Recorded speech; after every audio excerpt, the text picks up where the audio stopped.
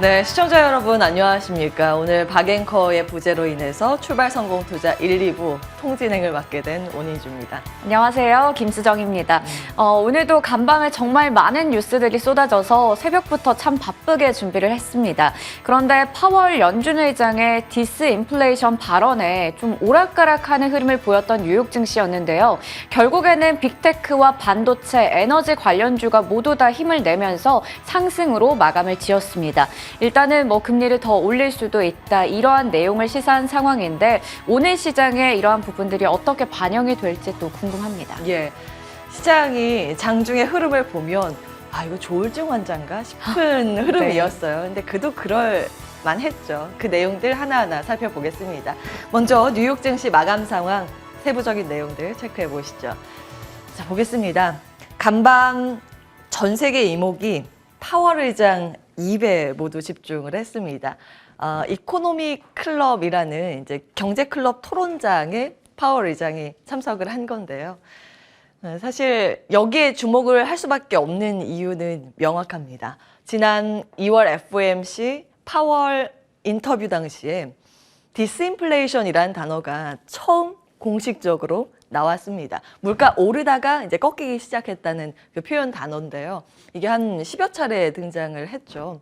그래서 이제 여기에 시장은 환호했습니다. 제대로 긴축이 먹혀 들어가고 있구나. 물가가 정말 연준이 원하는 대로 꺾이고 있구나. 시장이 환호를 하면서 이 당일과 며칠간 이제 랠리를 보였었죠. 그런데 이 분위기가 뒤집힌 건 고용보고서 때문입니다. 며칠 뒤에 이제 고용보고서가 발표되면서 이날을 기점으로 시장이 힘을 쓰지 못하는 내용이었는데, 보시면 고용자 수 발표가 예상했던 거와 한 두세 배의 격차로 너무 잘 나왔습니다. 실업률도 1969년 이후 최저치였고, 이 정도 수준이면 정말 이제 완전 고용 수준이라고 볼 수 있겠죠. 특히 이제 시장이 가장 걱정했던 건 서비스 부문의 고용이었습니다.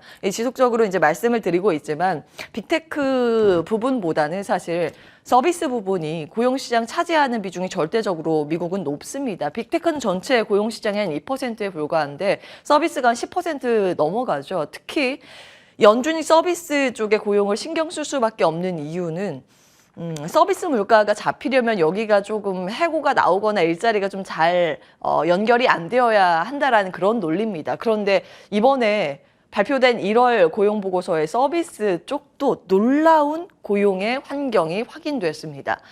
그래서 연준의 긴축 이거 혹시 안 먹히나? 그럼 긴축이 더 강화될 것인가? 라는 우려로 시장의 색깔이 완전히 바뀌었었죠. 그래서 혹시 FOMC 이후에 이 고용 데이터 보고 파월 의장이 마음 바꿨을까? 이 걱정이었습니다. 자, 이제 화면에 나와 있는 이 사진인데요. 칼라일 대표가 질문을 던지면 파월 의장이 답변하는 방식입니다. 근데 첫 번째 질문부터 그냥 직구를 날리더라고요. 다른 거 다 거두절미하고 이번에 1월 고용 데이터 어떻게 봤습니까? 이렇게 바로 질문을 던지자 이제 청중들이 웃기도 했는데 거기에 대한 답변, 크게 태도 바뀌지 않았습니다. 결론부터 말씀을 드리면 그렇고요. 연준 예상보다 강한 고용이긴 했지만 우리 데이터 사실 미리 좀 받아볼 수도 있다. 이렇게 언급을 했고 예상을 했던 부분이고 이후의 데이터가 더 중요하다고 이야기를 했습니다. 그리고 지난번에 FOMC 때 이야기했던 디스인플레이션이라는 단어가 여기에서도 몇 번 나오더라고요. 이제 이 단어가 나오면서 이제 시장이 갑자기 급등을 하는 모습 장중에 나왔었는데 그리고 나서 이제 약간 그 해석의 여지를 남겨두는 발언들이 그 뒤에 따라왔었죠. 데이터가 어떻게 나오는지 여부에 따라서 앞으로 금리 인상 방향이 결정될 것이다. 사실 이것도 원론적인 내용이고 2월 FOMC 때 했던 내용 그대로 하기는 했습니다. 어찌되었든 시장이 혹시 몰라. 이 마음이 바뀌었을지 몰라 라고 중간에 하면서 장중에 약간 덜컹거림이 있었습니다. 잠시 후에 볼 거고요. 그리고 1월 고용지표는 특수성이 있습니다. 지난 고용 데이터 발표됐을 때 당잠사에서도 말씀을 드렸는데 매번 1월 고용 데이터는 발표되는 족족 예상과의 격차가 굉장히 컸습니다. 올해의 수치뿐만이 아니라 작년, 뭐 재작년에도 위아래 폭이 상당한 모습이었죠. 그것도 그럴 수밖에 없는 게요. 12월이랑 1월에 인구 조사를 다시 합니다. 이제 계절 조정의 영향도 있고 인구 조정을 다시 하면서 업종별로 세부 데이터 재배치를 하기 때문에 이 격차가 1월 유독 큽니다. 그래서 그 점은 좀 감안해서 볼 필요는 있다라는 점 체크해 드렸고요. 그래서 이제 연준도 어쩌면 그 다음 고용 데이터 혹은 그 다음 CPI를 기다리고 있는 건지도 모르겠습니다. 다음 주에 발표 예정인 CPI의 주목도가 더 올라가는 이유이기도 하겠죠. 자, 3대 지수 일중 그래프 나와 있습니다. 말씀드린 것처럼 디스인플레이션 발언 나오자 갑자기 이제 장중에 튀는 모습, 특히 나스닥 지수가 이때 1%가량 급등을 했다가 해석의 여지가 남아있어 라고 하면서 이제 우려감이 반영되면서 갑자기 이제 밑으로 내려가는 모습으로 마이너스 전환이 됐습니다. 그런데 빠르게 다시 올라왔거든요. 두 가지 포인트. FOMC에서 변한 게 없다. 그 고용 데이터 보고 완전히 마음이 바뀌지 않았다. 뭐 이런 해석이 이제 뒤에서 따라붙는 내용이었고 또 한 가지는 챗GPT, 이제 인공지능의 기술력에 대한 기대감이 간밤 또 모아지면서 나스닥 중심으로 지수의 상승세가 나왔습니다. 이 굉장히 특이한 현상인데요. 파월 의장이 일단 기조 변화 없음을 확인을 하면서 나스닥 지수 중심으로 올라갔는데 이 공식이 완전히 성립이 되려면 국채금리가 떨어져야 맞겠죠. 왜냐하면 긴축에 대한 우려감이 좀 줄었으니까요. 그런데 간밤 2년물, 10년물 국채금리 모두 강한 상승세를 장중에 좀 시연하는 모습이었고 종가 수준으로도 플러스 마감이었습니다. 그리고 CME 페드워치상 보시면 터미널 레이트라고 이제 최종 금리가 5.25%까지 맞춰졌습니다. 이게 어제보다 그 수치가 더 올라간 모습이고요. 특히 3월, 5월 FOMC 때 이 최종 금리 5.25%의 확률이 무려 70%까지 베팅 수치가 올라갔습니다. 아직은 긴축에 대한 그 우려감 끈을 놓을 수는 없는데 시장은 그래도 좀 상승세를 시원했다. 특히 이 금리 가장 고금리 상황을 싫어하는 빅테크 성장주의 강세가 이날 특히 두드러졌다라는 거는 굉장히 특이했습니다. 자, 히트맵 나와 있는데요. 각종 빅테크의 급등세가 눈에 띄죠. 마이크로소프트, 구글, 알파벳, 이제 메타 각각 4%, 3%의 강세였고요. 이날도 이제 테슬라의 강세가 이어졌습니다. 1%의 강세. 지수를 견인한 건 사실 국제 유가의 상승에 힘입어서 에너지 섹터가 평균 한 2%에 오르면서 에너지의 상승률과 반도체 기업들의 상승률이 지수 기여도가 굉장히 컸고요. 그 밖에 뭐 메타버스 게임, 빅테크, 컨텐츠 같이 올랐고 리오프닝 관련 테마주인 여행 테마도 동반해서 강세 흐름을 보였습니다. 뭐 두루두루 좋은 모습이죠. 거의 이제 하락한 종목 찾기가 어려운 그런 모습이었습니다. 이 빅테크와 반도체의 상승에 힘을 실어준 건 바로 이 이슈였습니다. 마이크로소프트가 이제 오픈 AI 검색 서비스를 공개했는데요. 이게 예정이 돼 있었던 일정이죠. 이게 주요 일정들 쭉 지금 정리가 돼 있는 표인데 어제 이제 현지 시간 기준이기 때문에 우리 시간은 어제입니다. 어제 구글에서 람다 기반의 대화형 AI 검색 서비스에 적용을 하는 바드라는 그 서비스를 공개했죠. 일반에게는 그러니까 며칠 지나서 바로 공개하겠다고 이야기를 했는데 여기에 질세라 마이크로소프트가 간밤 또 이걸 발표를 했습니다. 사실 이제 미디어 행사 개최가 예정이 돼 있었는데 여기에서 뭔가 챗GPT 관련 내용을 이야기를 하지 않을까 추측을 했습니다. 그리고 나서 대략적인 아웃라인을 공개하고 한 2월, 3월 그 사이에 마이크로소프트에서 다시 이제 검색 엔진 빙에 이 챗GPT를 적용한 것을 공개하지 않을까 이야기를 했는데 이제 추측이었는데 이게 굉장히 빨라졌죠. 내용 보시면 구체적인 내용까지 간밤 공개가 됐습니다. 챗 GPT가 탑재된 빙에 대해서 벌써 이제 발표를 한 거고요. 검색 결과 개선 가능한 새로운 챗봇 이제 빙에 내장키로 했습니다. 일반 웹 검색 결과 기존에 했던 것 플러스 AI가 만든 답변은 동시에 제공할 수 있는 그런 서비스를 공개하겠다는 내용입니다. 이런 생성형 인공지능 돌풍이 왜 이렇게 일어날까요? 사실 이유는 명확하죠. 지금 유저 100만 명 확보까지 걸린 시간이라는 그래프인데 넷플릭스가 1278일 걸렸습니다. 그런데 챗 GPT는 5일밖에 걸리지 않았습니다. 그리고 플랫폼별 천만 사용자 달성에 걸린 시간도 굉장히 드라마틱한데 넷플릭스 9년 걸린 일을 챗GPT가 40일에 끝냈습니다. 이 관심도가 이제 굉장히 높아지고 있고 앞으로 이것이 정말 어느 사업에서 수익을 남길 것인가 이 논란은 있습니다. 그래서 거기까지 가는 4, 5년 걸치는 그 사이에 지금은 버블의 시작이라는 이야기가 있는데 구체적인 이제 투자의 아이디어는 잠시 후에 8시 반에 당잠사에서 공개 예정이고요. 이제 빅테크사에서 컨퍼런스 콜에서 이 AI 언급하는 횟수가 이렇게 갈수록 늘어나고 있다는 걸 확인해 보실 수 있습니다. 마이크로소프트, 앞서서 보신 그런 기업들 뿐만이 아니라 우리나라 뭐 네이버 그리고 통신사들도 AI라는 키워드를 컨퍼런스 콜에서 계속 이야기를 하고 있죠. 투자의 아이디어 고민이 필요해 보입니다. 저희는 잠시 후에 다시 체크를 해보도록 하고요.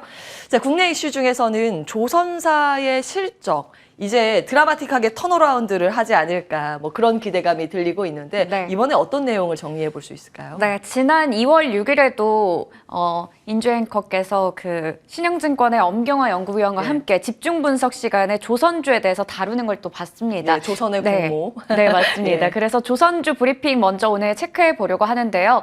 우선 어제 장에서 조선주들은 일제히 급락이 나왔습니다.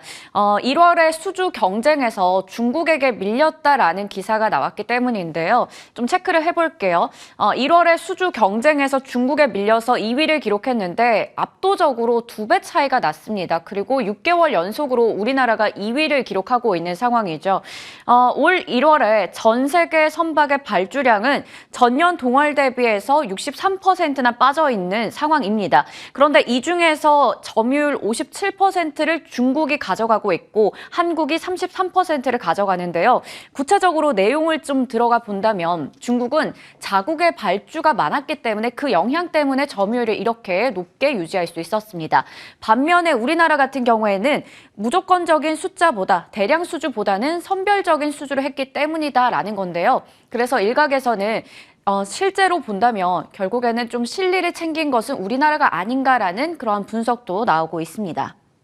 일단 어제 장에서는 이 뉴스가 나오면서 조선주들 그리고 기자재까지 모두 다 좀 빠지는 하루였습니다. 그렇지만 어제 장 마감하고 나서 또 실적이 공시가 됐죠. 실적을 본다면 긍정적인 내용들이 많은데요. 일단은 HD 현대가 최근에 이렇게 계속해서 긍정적인 실적을 내놓고 있습니다. 매출이 처음으로 60조 원을 돌파했다라는 소식이 전해진 건데요.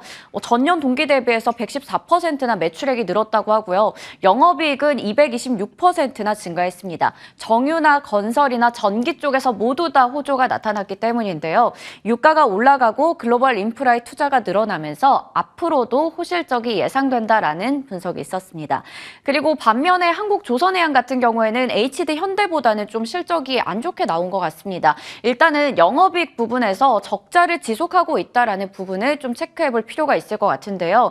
그래도 조선 부문의 건조 물량이 늘어나면서 일단은 올해부터는 또 영업이익이 계속해서 개선될 수 있다. 적자폭을 이번에 줄인 만큼 그러한 기대감은 나타나고 있습니다. 또 한국조선해양의 자회사인 현대중공업, 현대미포조선도 매출액과 영업이익 면에서는 일단은 이렇게 나온 부분 확인할 수가 있겠습니다.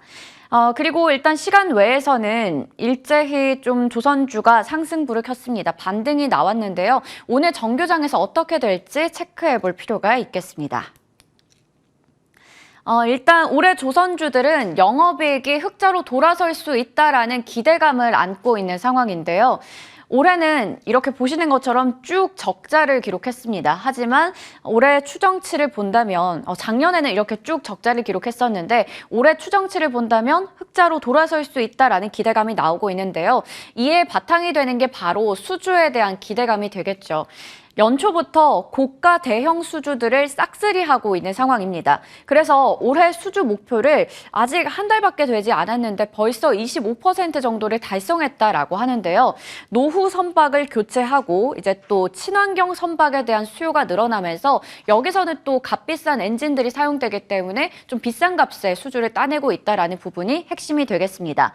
한국조선해양과 삼성중공업은 1월에 벌써 7조 원 규모의 수주 물량을 확보한 상황이고요. 있는데요. 이거는 목표치의 21%에서 24%가량이 된다고 합니다. 그리고 현대사무중공업 같은 경우에도 지난달에 이미 연초 목표치의 98%를 넘는 수준의 수주를 달성한 상황이고요. 그리고 생각보다 이제 수주에 대한 이야기가 별로 나오지 않았던 대우조선해양 같은 경우에도 카타르 에너지와 함께 LNG 운반선의 추가 발주 협상을 진행하고 있다라는 긍정적인 모멘텀이 더해지고 있습니다. 이렇게 수주에 대한 기대감, 거기에다가 영업이익이 흑자로 돌아설 수 있다라는 기대감도 더해지는 상황에서 3년 동안 고통을 받았던 조선주들이 일단은 연초 들어서는 좀 주가가 껑충 뛰어오르고 있는 상황이죠. 신조선가의 오름세도 긍정적으로 볼 수가 있겠습니다. 전년 동기 대비해서 8%가량 올랐습니다. 조선 빅3의 올해 흐름을 보면 대우조선해양이 26%나 올랐고요. 한국조선해양과 삼성중공업도 각각 10% 이상의 상승세를 나타내고 있습니다. 그리고 이렇게 조선주가 올라간다면 좀 낙수 효과를 기대할 수 있는 쪽이 조선기자재가 될 텐데요. 관련해서 증권가에서는 매수 추천 의견을 내고 있었습니다. 앞서 얘기했던 엄경화 연구위원도 HSD 엔진을 추천주로 꼽고 있었죠. 일단 어제장에서는 엇갈리는 분위기를 나타냈지만 올해 들어서는 조선기자재도 조금씩은 올라오고 있는 상황입니다. 그중에서도 한국카본과 세진중공업이 눈에 띄는 상승률을 기록했다는 부분 확인할 수 있겠습니다. 오늘 장에서 조선주, 조선기자재까지 시세 체크해 보도록 하겠습니다. 그리고 어제 나왔던 뉴스입니다. 카카오가 SM의 2대 주주에 등극한다라는 소식이 전해졌었죠. 그 전부터 인수설 때문에 주가가 좀 움직이고 있었는데 어제 이렇게 정식적인 보도가 나왔습니다. 카카오는 SM의 지분의 9% 정도를 확보한다라고 얘기했고요. 3자 유증 참여로 123만 주를 인수하고 전환사채 인수로 114만 주를 확보할 예정이다라고 밝혔습니다. 그런데 카카오와 SM의 주가는 장중에 이렇게 등락이 엇갈리는 흐름이었죠. 예상보다 싼 값에 지분 투자에 성공했다라는 부분에서 카카오는 주가가 4% 가까이 올랐습니다. 하지만 SM은 지분 투자 결과에 대해서 예상보다 싼 값에 지금 지분을 가져가게 됐기 때문에 카카오가 가져가게 됐기 때문에 실망 매물이 나오면서 오히려 2%가량 빠졌습니다. 하지만 카카오 그룹주라던가 SM 그룹주 같은 경우에는 강한 상승세를 나타냈죠. SM CNC도 10%가 넘게 SM 라이프 디자인도 6%대 강세를 나타냈습니다. 그리고 지금 SM의 창업자이자 최대 주주인 이수만 측에서는 법적인 책임을 물을 것이다라고 이야기를 한 바 있기 때문에 경영권 분쟁에 대한 이야기도 생각해 볼 필요가 있을 것 같습니다. 오늘은 여러 가지 이슈가 있는 속에서 어제 또 시세가 나왔던 쪽 한 번 더 체크해 보려고 합니다. 어제 브리핑 시간에 전해드렸던 부분인데요. 에코프로가 호실적을 냈었죠. 연매출 5조 원 돌파를 했다 이런 소식이 나왔고 올해도 추가적으로 실적 개선에 대한 기대감이 나타나면서 어제 장에서 52주 신고가를 기록했습니다. 장중에 22% 가까이 급등이 나오면서 18만 원 선까지 어제 주가가 올라갔었는데요. 에코프로 그룹주도 다 같이 강했습니다. 에코프로가 최근에 거의 한 주 내내 질주를 하고 있거든요. 보유자의 영역에서 봐야 할지 전략도 세워보도록 하겠고요. 그리고 어제 코스닥 시장에 합류를 했던 스튜디오 미르가 따상 대열에 이제 합류를 했죠. 관련해서 콘텐츠주까지 온기가 확산이 됐습니다. 어제 스튜디오 미르는 종가 57,000원을 기록했는데요. 지금 투자자들은 실적 호전과 그리고 상한가 지속 가능성에 무게를 두고 있는 상황인데요. 오늘 과연 2연승에 가능할지 체크해 보도록 하겠습니다. 예. 전반적으로 이제 매크로는 늘 그렇듯 호황제가 상존하는데 이제 시장이 어디에 주목을 할지 체력에 따라서 이제 흐름이 바뀝니다. 근데 요즘에 보면 정말 그 증시가 걱정의 담벼락을 타고 오르는 장세이기 때문에 지금 브리핑해 주신 그런 여러 가지 이슈 하나하나 뜯어서 대응 전략 세우는 게 그 어느 때보다 중요해 보입니다. 그 바로 전략들 함께 체크해 보시죠.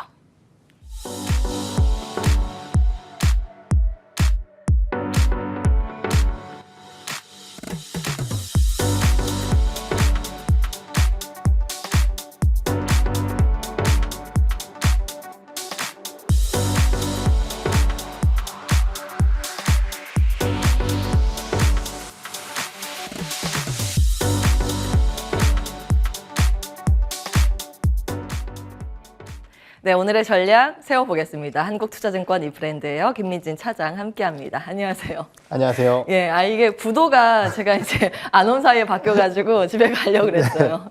예, 전략 세워야 되는데 중요합니다. 자, 일단 시장에 대한 전략. 최근 들어서 시장의 분위기가 생각보다 강하잖아요. 그죠. 늘 시장은 한 발 빠른 것 같습니다. 생각보다 갈 때는 더 가고 꺾일 때는 더 많이 이제 좌절을 하는 그런 분위기인데 요즘 이제 상승 추세가 시작됐다고 봐도 될까요? 우선 바닥권에서 꽤 많이 올라왔죠. 예. 그리고 이제 주변 여건만 살펴봤을 때 시장의 강세를 좀 치기에는 분명히 어려운 부분이 있습니다. 아까도 말씀드렸지만 첫째, 많이 올라왔다라는 부담감이 있을 것 같고요. 두 번째는 결국 이 상승을 만들어낸 것은 외국인의 수급이었습니다. 그리고 그 외국인의 수급이 유입되게 된 가장 중요한 원인 중에 하나는 원화의 강세, 즉 환율의 안정화 때문이라고 볼 수 있을 것 같은데요. 예.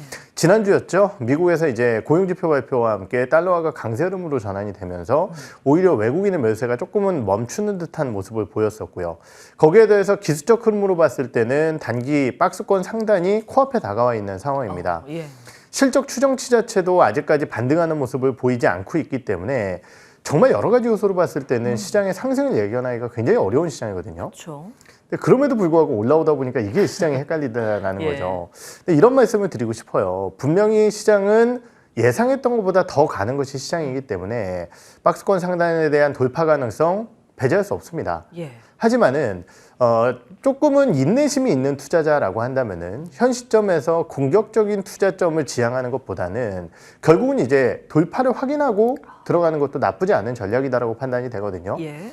워낙 시장이 강하기 때문에 현재 시점에서 뭐 주식에 대한 매도를 공격적으로 이어가자라고 말씀드리기에는 분명히 어려운 구간입니다. 하지만 그렇다고 해서 반대로 또 강력하게 매수를 할 수 있을 만한 구간은 아니다라는 판단이기 때문에 현재 물량들을 좀 지켜나가면서 혹은 수익이 좀 많이 난 종목군들 같은 경우는 일부 차익 실현을 하면서 고점 돌파가 나타나게 됐을 때의 대응 전략을 가져가시는 게 좋으실 것 같고, 만약 이러한 악재 요인들이 반영이 되면서 박스권에서 좀 밀리게 된다라고 한다면은 그때는 또 현금 비중을 활용할 수 있는 것이거든요. 그렇기 때문에 저는 뭐 이 시점에서 시장이 간다 이렇게 자신하기에는 좀 어렵다라는 측면과 함께 약간은 보수적인 대응 전략 추천을 좀 드리도록 하겠습니다. 예, 근데 박스권 돌파, 그러니까 저항대 돌파해서 새로운 레벨로 가느냐 마느냐 그 네. 기로라고 지금 딱 보셨는데, 그렇죠. 그 미국 지수예요, 아니면 우리나라 지수예요? 우리나라 지수 기준이죠. 우리나라 지수도 보면 코스피는 지금 딱 전고점에 걸려 있긴 하거든요. 근데 네. 코스닥 지수는 분위기가 또 달라요. 그렇죠. 전고점 돌파했잖아요. 네.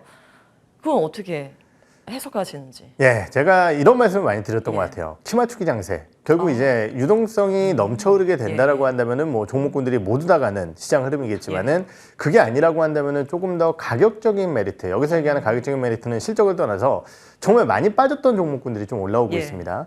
그렇다라고 한다면은 YTD 기준으로 작년에 코스피와 코스닥의 흐름을 좀 살펴보게 된다라고 하면은 예. 사실 코스닥의 부진이 상당히 더 컸거든요. 특히 종목군별로 봤을 때도 예. 반토막 난 종목군들 수두룩했습니다.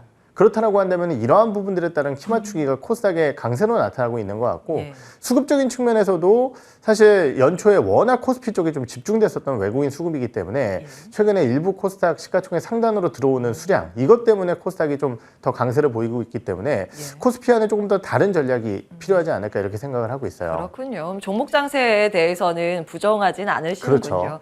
예, 시장의 키 맞추기라고 하셨습니다. 그러니까 쉬어갔던 종목의 반격, 이게 이제 하나의 키워드라는 결론에 다다르게 되는데, 그 중에 하나 이제 기대되는 섹터가 조선주이지 않을까 싶습니다. 조선주가 참 징하게 안 갔어요.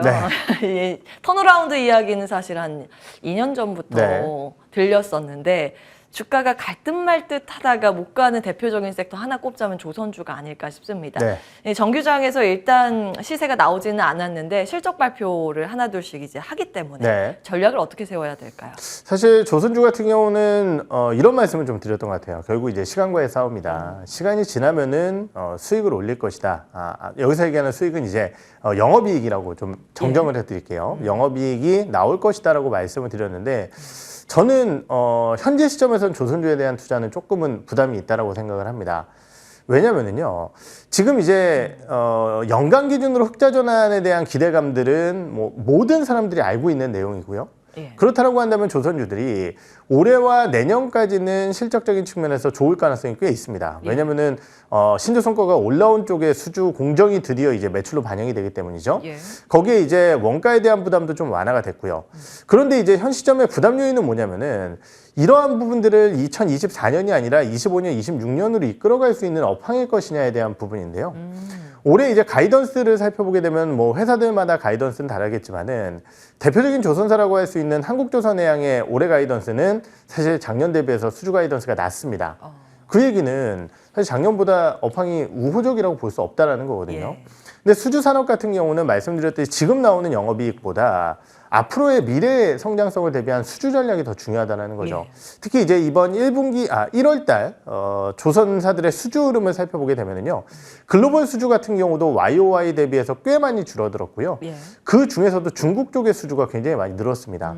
그렇다고 한다면 결국은 우리나라 조선사들 같은 경우는 대규모 LNG의 수주 소식이 나오기 전까지는 주가의 모멘텀 자체가 조금 떨어질 수 있다는 측면에서 저는 현 시점에서는 조선주들이 그렇게 매력적이지는 않아 보인다라고 좀 말씀을 드려야 될 것 같아요. 이제 조선에 대해서 특수성 때문에 또 그런 것 같아요. 네. 이제 앞서서 2년 전에 이미 턴어라운드 이야기가 들렸다라는 말씀을 드렸는데 그 이유는 그때 이제 수주를 막 받아들이고 이게 실적에 반영되기까지 원래 몇 년 걸려요. 네. 근데 이제 이게 올해에 반영이 되거나 내년 상반기에 반영이 돼서 9년 만에 10년 만에 이렇게 각각 턴어라운드, 그러니까 흑자 전환이 가능할 거라고가 이제 컨센서스입니다. 그게 한 2년 전부터 주가에도 반영이 됐었는데 그렇기 때문에 더 중요한 건 지금 수주받는 거 2년 뒤, 3년 뒤, 그리고 5년 뒤의 실적이 어떻게 나오느냐의 가이던스가 중요한데 그 가이던스가 아주 폭발적이진 않다고, 그렇죠. 만족스럽지 않다고 이제 네. 말씀을 주신 거예요.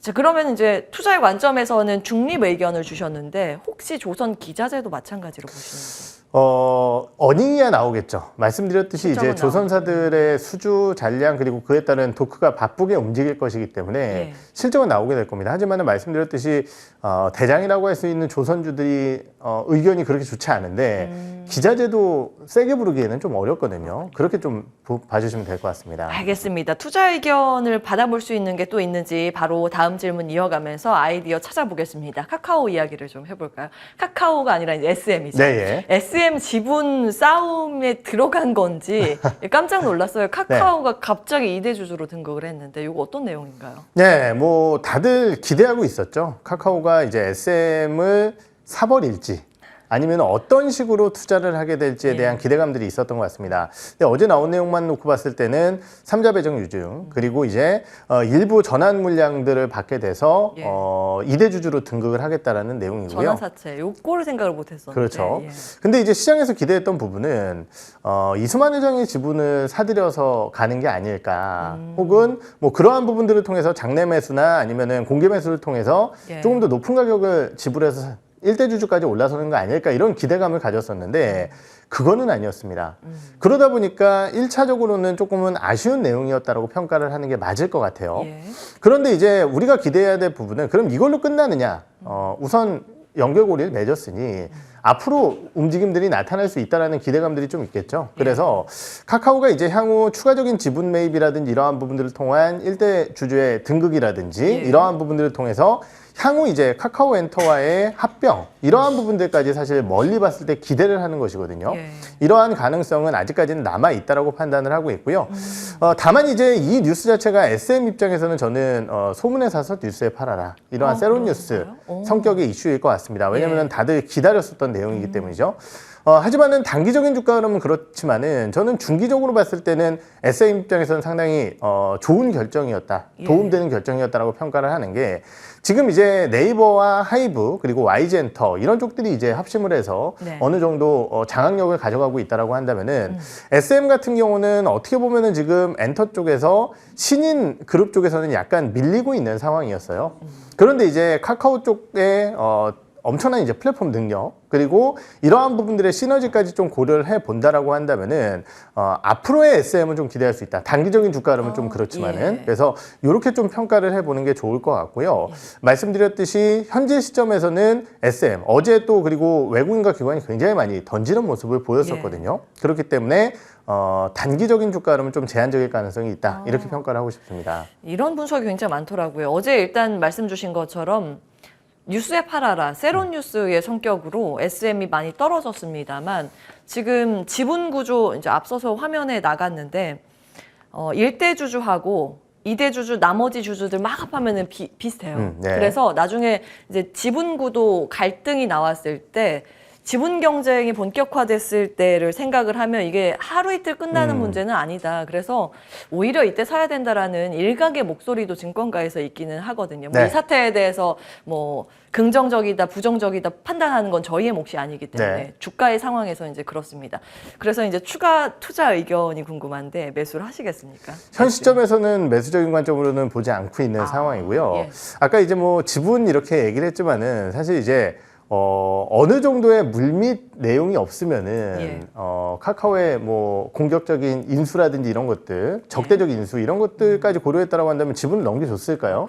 그래서 저는 이제 그러한 부분들에 대한 기대감은 좀 낮지만은 결국은 이제 카카오가 뭔가 하지 않을까 이런 기대감은 유효하다라고 생각을 하고 있습니다. 알겠습니다. 근데 진작에 사실 이 엔터 쪽에서 관심주로 디어유를 주셨다면서요. 1월에 주셔서 지금 막대한 수익을 올리고 있습니다. 수익률 67%, 예, 뭐 체크를 해보고요. 디어유는 끌고 가실 예정인가요? 추세가 워낙 좋아서 단기적으로 지금 네, 제가 실적이 이제 좋죠. 지난번에 이제 로봇조 한번 의견을 꺾었다가 지금 호되게 당하고 있습니다. 물론 그때도 어제- 수익이 좋았지만은 예. 디어유 단기적으로는 좀 과열권이라고 생각을 하고 있는데 다른 엔터사들 대비해서는 워낙 못 갔고요. 추가적인 모멘텀이 남아 있다라는 측면에서 조금 더 끌고 가보도록 하겠습니다. 자, 함께 하신 분들 수익 축하드리겠습니다. 자, 그럼 오늘은 어떤 종목에 새롭게 주목해 볼 수 있을까요? 민진스 픽 나와 있는데 자동차입니다. 어디에 주목하세요? 예, 갑자기 웬 자동차냐 좀 의아해 하셨을 것 같은데, 말씀드렸듯이 이제 낙폭과대 혹은 수익률 키 맞추기 라고 생각을 하면은 결국은 이제 자동차 업종군들도 좀 갈 때가 됐다라고 생각을 하고 있고요.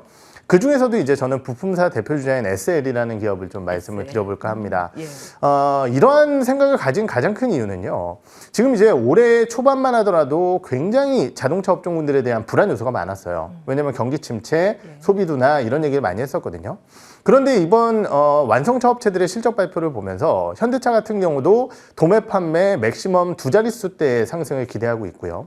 GM 같은 경우도 마찬가지로 5에서 10% 정도의 판매 증가율을 올해 가이던스로 제시를 했습니다. 예. 그렇다는 얘기는 결국 우리가 예상했었던 어마어마한 수요 감소 없을 것으로 예상한다라는 거고, 예. SL 같은 경우는 아무래도 이제 GM과 현대기아가 전방이기 때문에 물량이 크게 늘어나지 않더라도 믹스 개선이라든지 이러한 부분들 때문에 실적이 나쁘지 않을 것으로 예상이 되었었는데, 물량까지 버텨내게 된다라고 한다면은 현 시점의 주가는 좀 많이 빠져 있다. 그리고 예. 이제 원래 SL이 밸류에이션을 좀 많이 받았었던 기업입니다. 워낙 실적이 좋았었기 때문에요.